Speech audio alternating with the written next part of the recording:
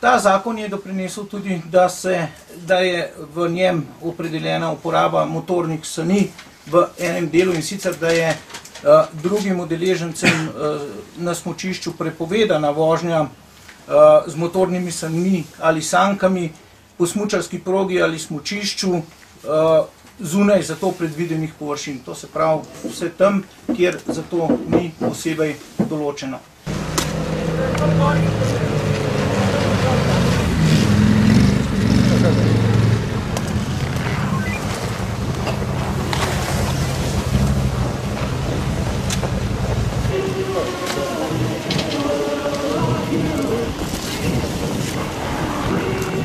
Ja, mislite, da ne bi šlo voziti? Ste užival kaj alkohola zadnjih 12 urah? Sigurno? Sigurno? Ne prekinjeno z enim jezdikom, kar močno. Ja, še malo. Še malo. Dobar. Naprava je takoj pokazala substanco 0,0. Nekolikor pa alkotest mora izračunati določeno prisotnost alkohola, pa nekaj sekund traja, da pokaže. Pri teh nadzorih smo naleteli kar na nekaj takšnih izstopajočih kršitev in seveda tudi neprimernih vedenj kršiteljev, kar pomeni, da smo ne samo ukrepali ne samo po uredbi o prepovedi vožnje, ampak smo morali uporabiti tudi zakon o varstvu javnega reda zaradi neprimernega vedenja.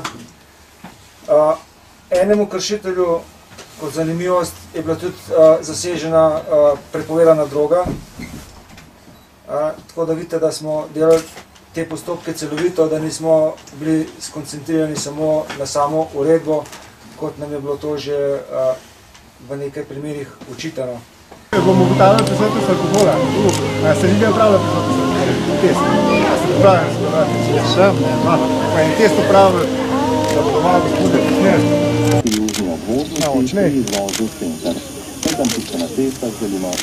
Dobar, pustik, če boste vzel, spomin.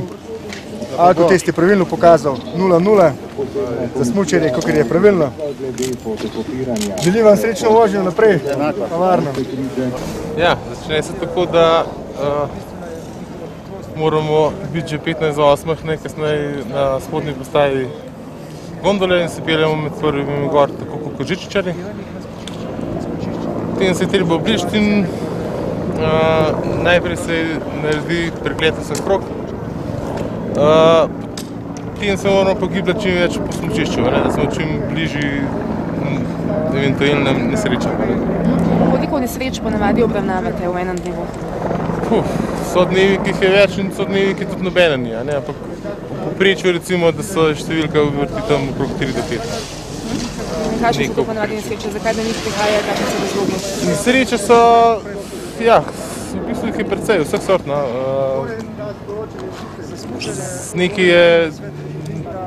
Nekaj je zlomov, izpahi rame so tudi pogosti, udarci v glavo, sploh zaradi trkov. So pa tudi druge poškodbe, tudi kakšne hujše. Vse se pač uskrbi in pa naredi odvoz ponesrečenca v dolino do spodnje postaje, kjer ga prevzame pač rešilec.